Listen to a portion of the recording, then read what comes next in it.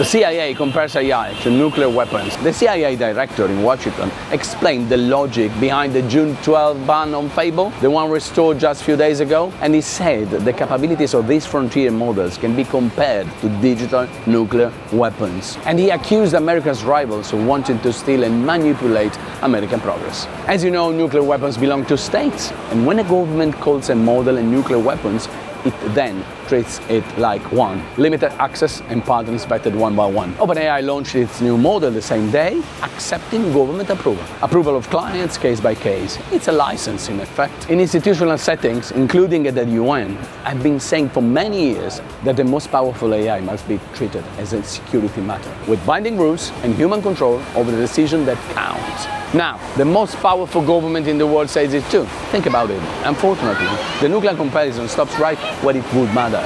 Because nuclear weapons have international treaties signed by everyone. So we need international agreements soon, with everyone at the table, and the UN coordinating them. What do you think?